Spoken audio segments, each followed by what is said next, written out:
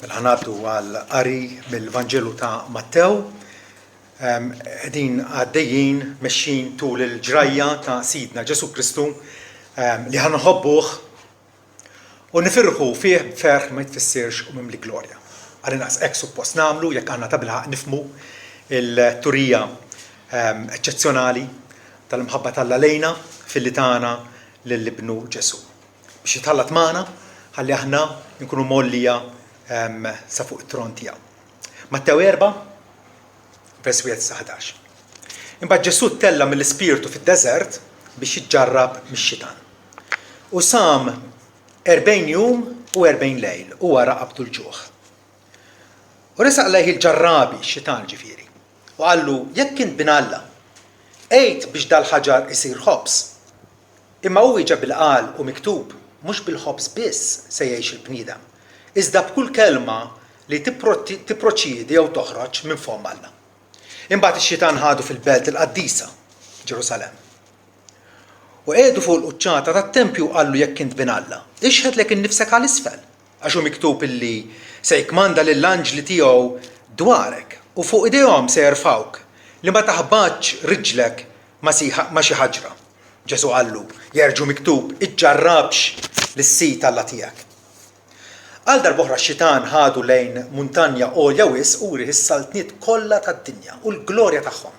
U qallu dawn kollha se nagħtihomlok jekk tinxteħed tadurani.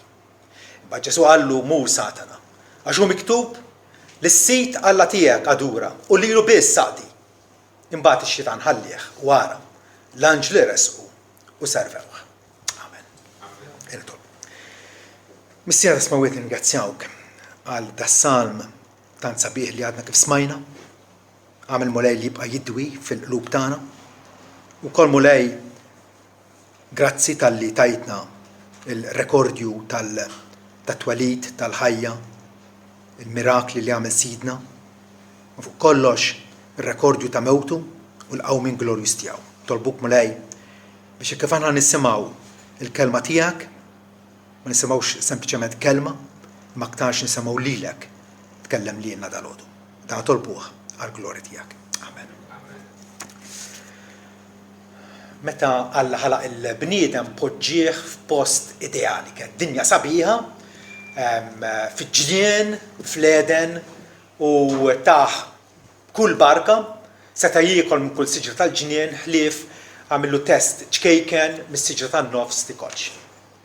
Adam falla, pero issa der l-aħħar Adam, ras ta' razza ġdida, bħalma Adam irrappreżentana u aħna l-koll waqajna miegħu, issa għandna r-rikjamazzjoni tagħha. Permezz ta' ibnu stess, l-aħħar Adam se jgħidlu l-Apostlu Pawlu l-aħħar Adam issa huwa muri wara li irċieva l-mamudija minant Ġwan il-Battista u hekk wera li jrid jidentifika magħna. Ġesu huwa favur il-midinbin biex ma jibqgħux midinbin. Għalhekk huwa mibgħut mis-sema ma nnutaw issa it-tiġriba tiegħu. Alla jrid jurih li da kapaċi. Da mhux bħal l-ewwel bniedem. Dan huwa bniedem ukoll. Huwa l-aħħar Adam li fejn falla l-ewwel wieħed ċertament ħajkolna ir-rebħa fit-tieni wieħed. U Alla ma poġġiex lill-Ibnu Ġesu fiġ-ġnien ideali biex iġarbu fejn poġġieħ fl-ar post tad-dinja, f'deżert.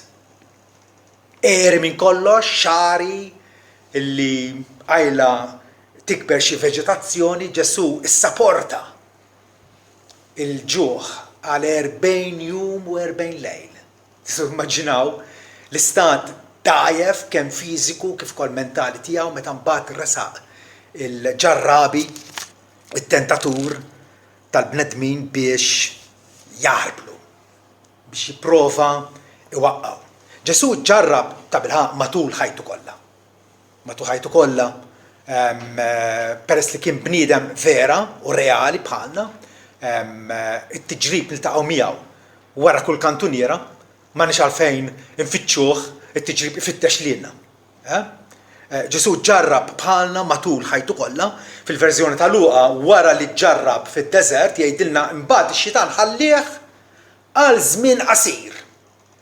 Tfisser allura illi wara żmien qasir reġa' prova jittentaħ. Imbagħad ukoll fl-aħħar ta' ħajtu Ġesu meta ġabar l-apostli flimkien fil-kamra ta' fuq sabiex ikellimhom għal aħħar darba għalilhom intom dawk li bqajtu miegħi fit-tiġrib tiegħi. Qed jurina li Ġesu għadda mill-prova bħala bniedem reali.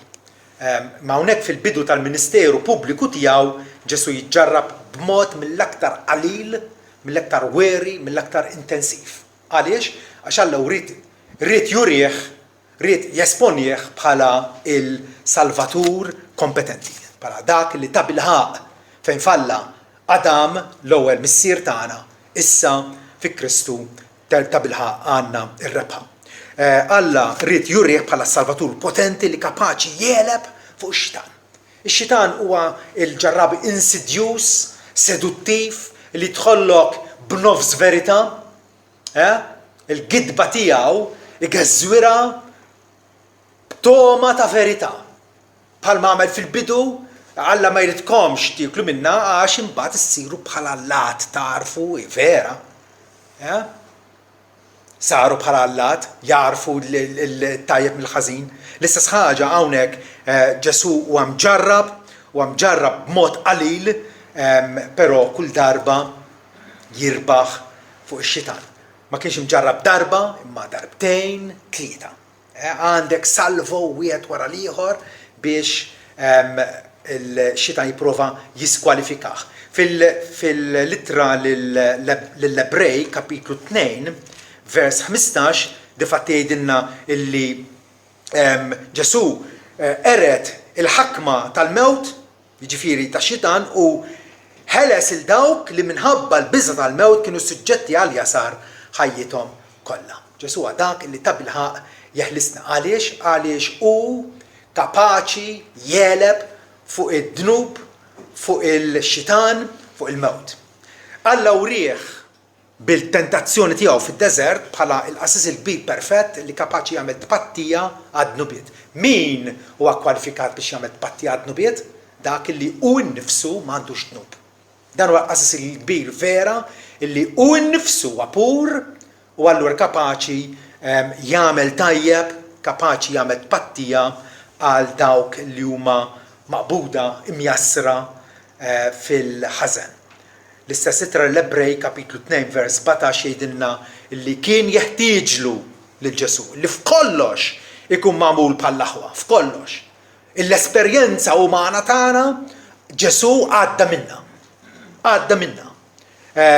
Biex isir qasis il-kbir u ħanin u fidil fil-ħwejjeġ li għandhom x'jaqsmu Malla ħalli iħallas jew jippropizja u ineħħi ir-rabja tal-Alla minn fuqna maħabba dnub, tajjeb, u minn flok ingawdu bis-sima tal-Alla fuq ħajjitna.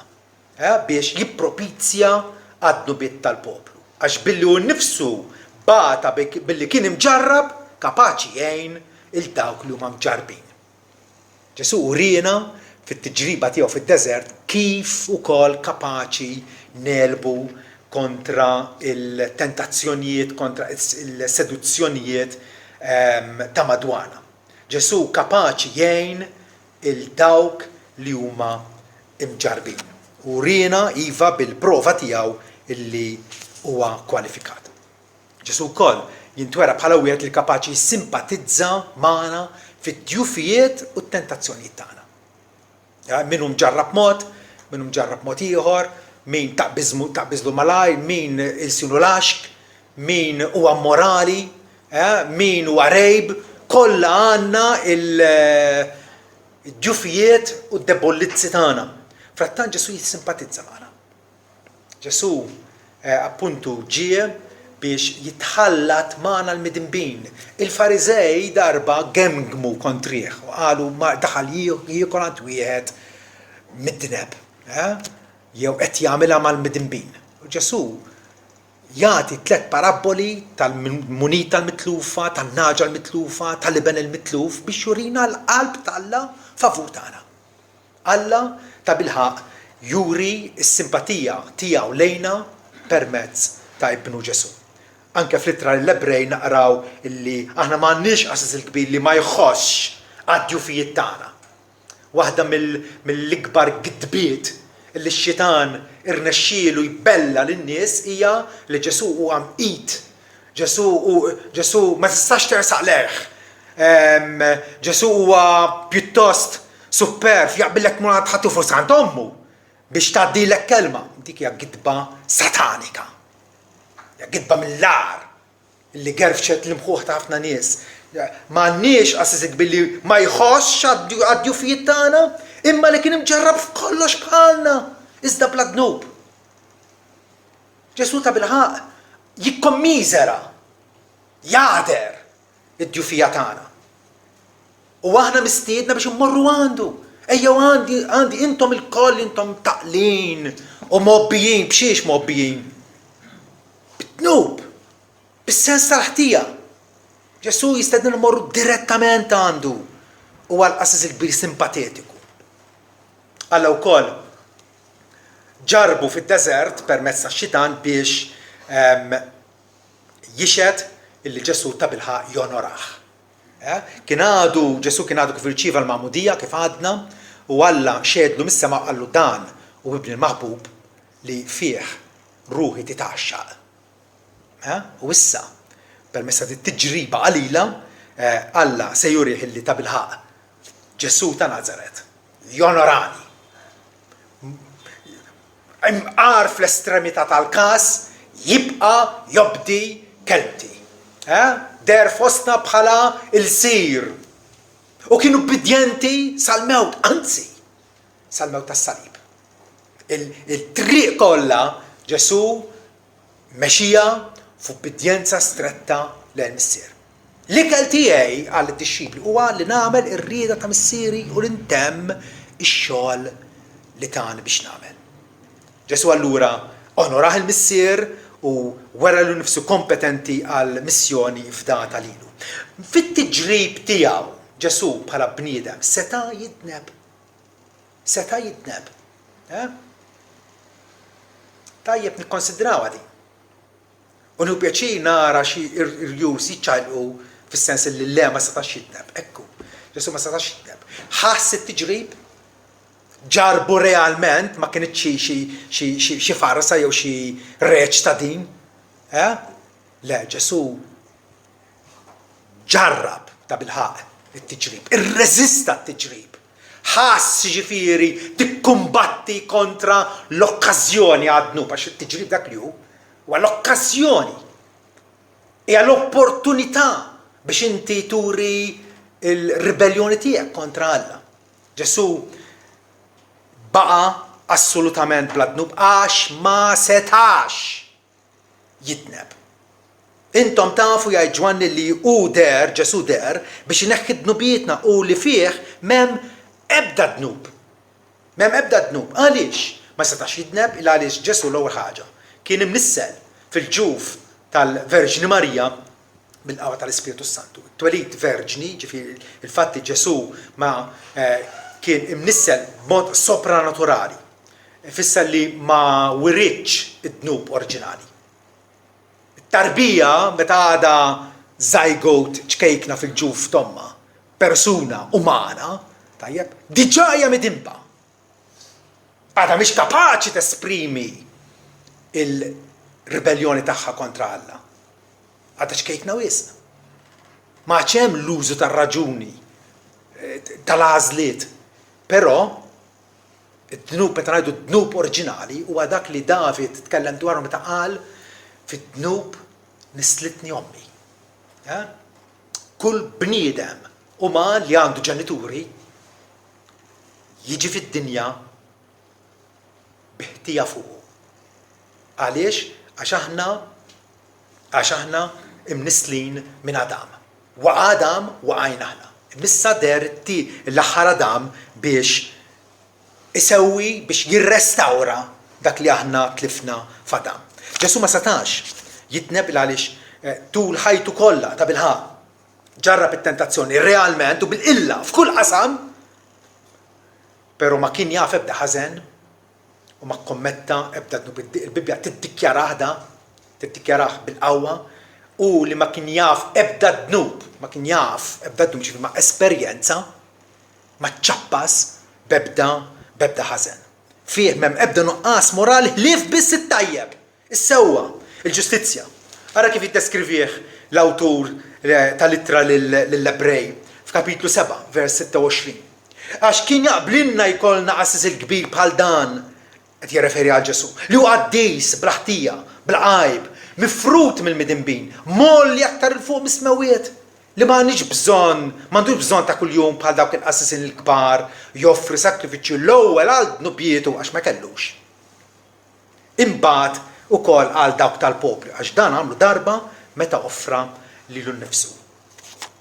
Ġesu matul ministeru tiegħu kemm il-darba irrefera għall-impekkabilità tiegħu, għal fatt li huwa bla dnub assolutament. Min minkom jixlini bid-dnub darba dar fuq l-udjenza tiegħu, fuq in-nies ta' madwaru? Min minkom jixlini jew jakkużani bid-dnub? Mhux ġibna ngħidu aħna hekk, x'jiġrilna kieku naħseb imma la jiġbruna Monte Carmel vera, għax hemmhekk qed vera qed turi ċerta kburija, il-kol kemm aħna saqajna tat-tafal. U naqgħu. Frattant Ġesu kien kapaċi jgħid bl-onestà kollha min minkom jixlini bid-dnub. Ġej il-prinċep ta' d-dinja jgħid darb'oħra u fija m'għandu xejn. M'hemm ebda relazzjoni, m'hemm ebda qbil bex-xitan u Ġesu. Darb'oħra qal jiena dejjem nagħmel ir-rieda ta' missieri. Dejjem. F'kull każ, f'kull ċirkostanza, f'kull ħin. Fil-versans tal-kelma kien impossibbli għal Ġesu li jitneb peress illi hu kemm bniedem perfett kif ukoll huwa Alla liben. Ma ninsewix din. Ġesu ta' Nazaret huwa bniedem veru u Alla veru. Għandu żewġ naturi, in-natura umana, in-natura divina. Ma ninsew għaddi. Għandu natura umana u bniedem bħalna, għandu wkoll natura divina. Huwa ugwali mal-Missier u mal-Ispiritu Santu. U allura la darba huwa Alla liben, ċertament ma setax jitneb. Għax Alla huwa dusija assoluta. Kif għad dan ma jnaqqas xejn mill-realtà tat-tiġrib tiegħu, jew mill-umanità vera tiegħu, ngħidu kif jista' jkun ma setax jitneb, ma kienx bniedem veru, le. Ftakru illi aħna fis-smawiet meta nieħdu l-aħħar nifs u niddu fil-preżenza tal-Alla, Alla jikkonfermana fil-qdusija, ma nkunux nistgħu nidimbu aktar. U laqas ikunu rridu nidimbu aktar. Allura ma nibqgħux bnedmin. Alla qiegħed jifdil il-bniedem. Jifdih minn xiex? Jifdih mill-ħażen u mill-konsegwenzi kollha tal-ħażen. Alla ħalaq il-bniedem oriġinarjament bniedem tajjeb. Bniedem qaddis, bniedem ġust. Mhux veru illi biex tkun bniedem ta' veru titneb. Dik turi id-ġufija tal-bniedem imwaqqaf it-tnub. Hawnhekk ma nista' nitennew illi fi Kristu Ġesu ingħatalna Salvatur illi la darba huwa perfett, assolutament obbedjenti, kapaċi jaqlana mill-taħt il-kundanna tat-tnub. Ġesu ġarrab fl-oqsma ewlenin l-istess oqsma, l-istess areas illi fihom nitġarbu aħna. Ġwanni jirreferi għal dawn it-tlet oqsma fl-ittra tiegħu, kapitlu 2 vers 15, fejn jgħidilna tħobbux id-dinja. Lanqas il-ħwejjeġ fid-dinja. Jekk xi ħadd iħobb id-dinja, l-imħabba tal-missier mhijiex fih. Dejja l-problema ta' kull mitluf. Li jħobb id-dinja, qalbu marbuta mad-dinja, ma rafajt li jaraw, ma rafajt li jgawdi issa. U ġwanni qed jgħidilna il-mentalità tagħkom jeħtieġ tinbidel. Jeħtieġ aktar tippreferu illi timxu f'xirka mal-missier milli tagħmlu fattikom. Għaliex kull ma hu fid-dinja isimgħu mit-tlieta il-lebblieba jew ix-xewqat tal-laħam l-ewwel waħda. U x-xewqat tal-għajnejn, tnejn. U l-kburija faħħarija tal-ħajja mhumiex mill-missier, iżda huma mid-dinja. U d-dinja qed tgħaddi u x-xewqat tagħha wkoll imma min jagħmel ir-rieda tal-Alla jibqa' dejjem. Għandna tlet oqsma, tlet vjali prinċipali illi bihom sikwit nidimbu.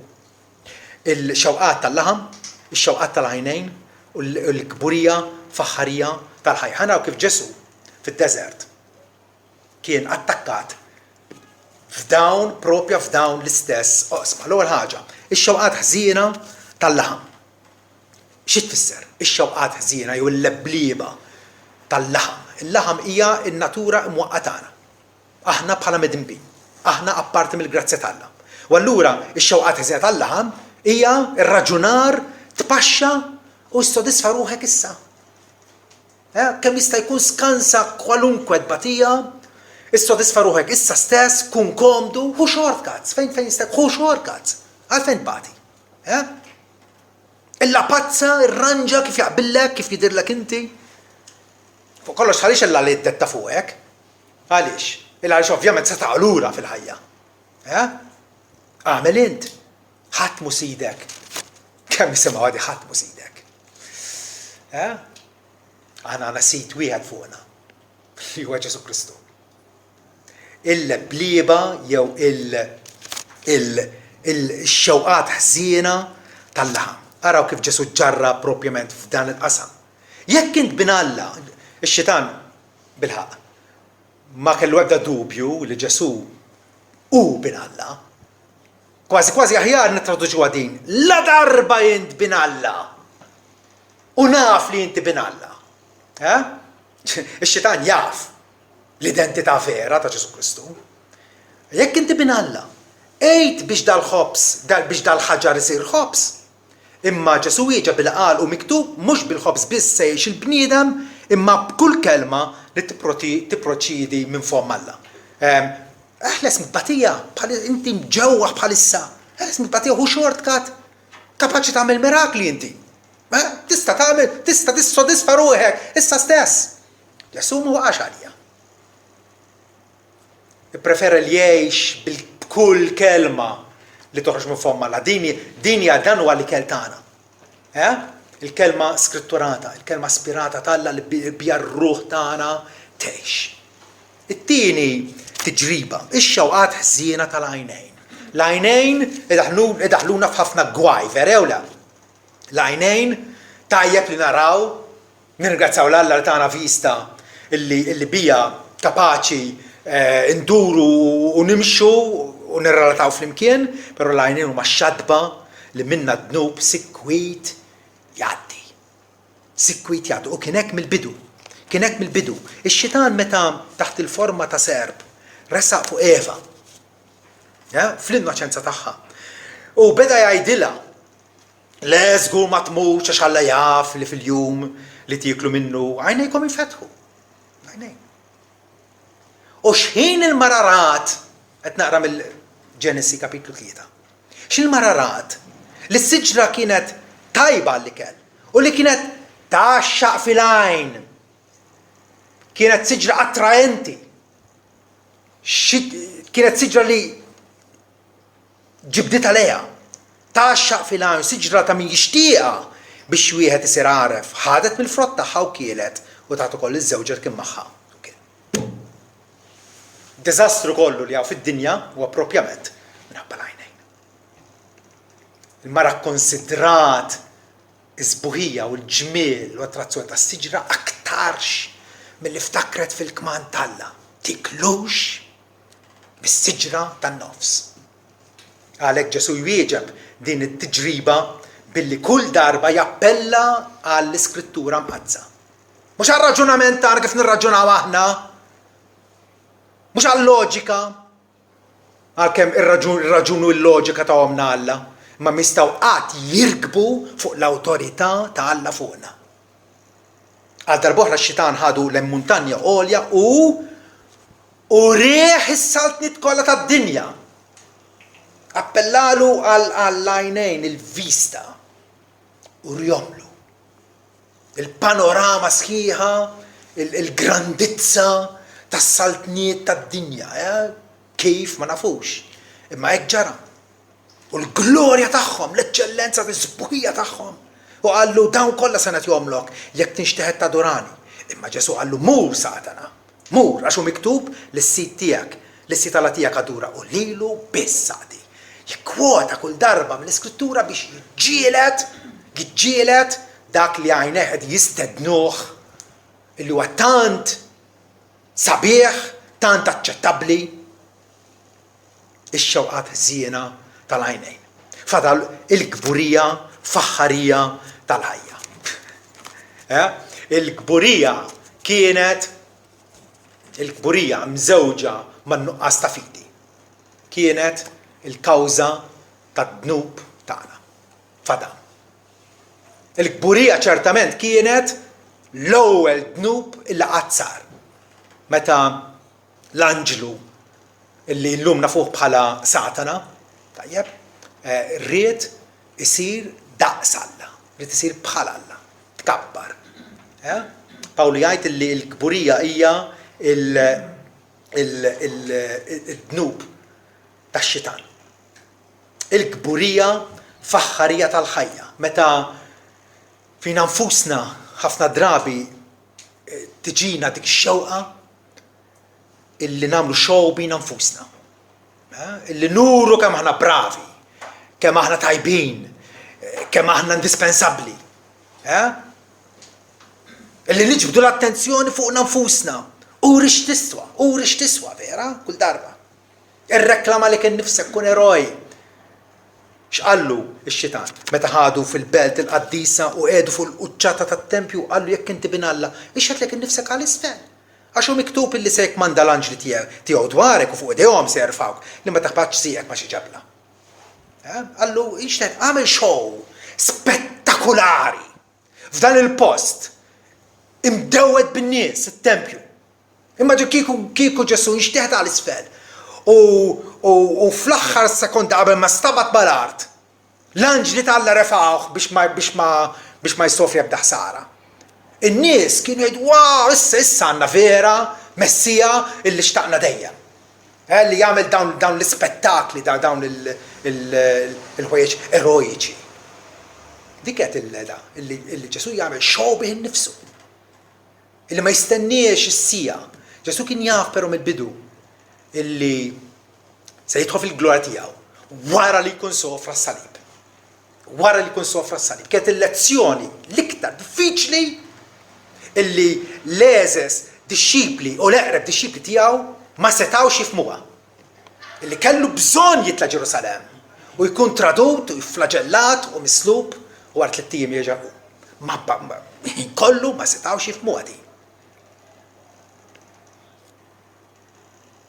Ġesu l-xitan qallu jerġu miktub iġġarrabx lis-sit Alla tiegħek. Mhux hekk ukoll għallimna nitolbu iddaħħalniex fit-tiġrib għax nafu illi aħna dgħajfa. Iddaħħalniex fit-tiġrib. U allura m'għandniex indaħħlu lil nfusna fit-tiġrib ukoll. Tinnotaw kif l-arma li bija Ġesu iffaċċja u għeleb it-tentazzjoni kienet dejjem l-kelma skritturata. Mhux jgħidli moħħi, mhux jgħidli missieri, għalkemm jista' jkun bniedem għaref, mhux jgħidli jew x'qegħdin jagħmlu l-ħbieb tiegħi. Il-direzzjoni ta' ħajjitna li tkun fid-direzzjoni tal-Iskrittura Mqazza. L-Iskrittura Mqazza hija l-awtorità unika u suffiċenti għalina. U miktub kull darba. Kull darba. Din hija l-mentalità li rridu niżviluppaw fina u nitolbu l-Alla biex nitrawmu fija. Illi kull darba li jiena affaċċjat b'okkażjoni għad-dnub, niftakar u miktub. U għalhekk hemm bżonn nkunu nafu l-Iskrittura. Mhux biex noqogħdu niftaħru kemm nafu, imma biex ikollna x-xapla tagħna misnuna u taqta u kapaċi niġġieldu bija. Efessin 6, vers 17. Is-sejf, ħudu s-sejf tal-Ispirtu li hu l-kelma t'Alla. Kif ħadd iġġelidlu lix-xitan, lill-prinċipati u s-setat, l-anġli ħżiena, illi iġarbuna ma' kull okkażjoni. Kif? Kif se teleb il-pressjoni tad-dinja fuq il-medja li nkollu tisma' il-ħmieġ u tisma' l-filosofija qarrieqa? Kif se tiġġildilha jekk m'għandekx f'idejk sejf misnun? Huwa misnun is-sejf tiegħek jew msaddad. hemm dik ix-xewqa illi ssir ta' bilħaq tafa l-Iskrittura biex Alla jfakkarilek meta tkun imġarrab. Sew jekk għall-immoralità, sew jekk għall-gideb, sew jekk biex tieħu shortcut komda għalik. Impossibbli tikkonfronta lil-għadu mingħajr armi. Għaliex? Għax ħajjitna hija miżgħawda deċiżjonijiet. Minn sbieħ il-jum sa tard bil-lejl. Deċiżjonijiet iħin kollu. Idu nagħmlu għażliet. X'għażliet qegħdin nieħdu? Qegħdin nagħmlu aħjar għażliet li jonoraw il-Alla. L-aħjar għażliet għandhom jittieħdu fid-dawl tar-rieda tal-Alla magħrufa fl-Iskrittura. Tippretendix li Alla ħajkellmek fil-ħolm kif ġieli jagħmel fi żmien meta qed jagħti r-rivelazzjoni tiegħu lilna l-bnedmin. Alla llum ikellimna b'mod l-aktar sikur. B'mod li ma jkollna ebda dubju li hu Alla li qed ikellimna u mhux xi spiritu qarrieq fil-kelma tiegħu. Il-kelma tiegħu. Salm 119, kelmtek musbiħa riġlejja, dawl għal modija tiegħi. Ma nistgħux nimxu fid-dlam mingħajr ma jkollna sors ta' dawl. Id-dawl veru huwa l-Iskrittura Maqdsa li tarrafna li Ġesu Kristu. Vera? Fejt mis-salmi naqraw f'dawlek, naraw id-dawl. Li ħajkun it-titlu tal-katekizmu li qegħdin inħejju biex nippubblikawh. F'dawlek naraw id-dawl. Dan huwa d-dawl li tagħna Alla. L-Iskrittura tixha ta' Kristu, is-Salvatur tagħna. U allura bija rridu nissieldu. Lawa, huwa inevitabbli illi ma jiġux tentazzjoni ta' dnub. Ġesu stess qala. Luqa 17 vers 1. Huwa bil-fors irridu jiġu tentazzjonijiet fuqna. U jattakkawna. Din it-tip ta' dinja qegħdin ngħixu. Mhux dinja fantastika tal-ħolm. Dinja li ħin kollu ġarrabna għad-dnub fit-tiġrib tiegħek. Laħwa. Ftakar illi għandek Salvatur li simpatizza miegħek għax għadda mill-istess esperjenzi tiegħek. L-ewwel Korintina 10 vers 13 jgħidilna li m'hemm ebda tiġrib li ġi fuqkom li f'dak li huwa komuni għal kulħadd. Taħsibx li inti qed tiġi mġarrab b'mod eċċezzjonali u ħadd ieħor mhux. B'xi mod jew ieħor kollha qegħdin niġġarbu fl-istess b'xi ħin jew ieħor fl-istess areas li semmejna. Il-blieba tal-laħam, il-xewqat tal-għajnejn u l-kburija tal-ħajja. Però għandna wieħed li kapaċi jissimpatizza magħna. Ebda tiġrib ma ġi fuqkom li f'dak li hu komuni għal bnedmin. Ma l-huwa fidil u ma tiġrib ukoll. Jagħtikom bieb biex kull tistgħu tgħaddu minnu sabiex teħilsu. Dik l-weda tal-Alla. Dik l-weda tal-Alla. Aktar mill-weda tal-Alla. Alla tagħna l-Ispirtu tiegħu. Innotaw illi imbagħad Ġesu tella mill-Ispirtu Santu fid-deżert. L-Ispirtu Santu ħadu fid-deżert biex iġarbu. Biex ikun imġarrab. U Alla tagħna l-istess Spirtu biex aħna għaddejjin mid-deżert ta' din il-ħajja, deżert spirituali, nkunu kapaċi nelbu, nkunu kapaċi nimmortifikaw id-dnub, nkunu kapaċi noqtluh id-dnub. Meta iltaqa' ma' serb u taf li huwa velenus, vera? Tfittex tagħmel kif ħa toqtlu. Mhux kif tferrieħ, mhux kif tkeċċiħlem, għax taf li ħajja jiġi attakkak, kif ħa toqtlu. U dik hija sejħa tagħna li nimmortifikaw noqtlu d-dnub. Romani 8 jgħidilna jekk bl-Ispirtu Santu qed toqtlu l-prattiċi ħżiena tal-ġisem intom tgħixu. Għaliex daw kollha immexxijin mill-Ispirtu Santu. Dawn huma wlied Alla. Bħal Ġesu mexxa mill-Ispirtu matul ħajtu kollha. Imqar meta kien imġarrab l-Ispirtu ħadu fid-deżert biex ikun imġarrab. U allura ejjew narfu illi l-ħajja tagħna hija taħt idejn Alla. Alla qiegħed jissorvelja, Alla qiegħed jidderiġi, Alla qiegħed jaħkem fuqna fid-dettalji kollha ta' ħajjitna. U allura kapaċi nappellaw lilu sabiex ikun tabla ir-refuġju tagħna. U bil-kelma tiegħu nkunu aktar minn rebbieħa permezz dak li ħabna. Kristu fit-tiġriba tiegħu rebaħ fuq id-dnub. Ir-rebħa tiegħu tidher fik? Amen.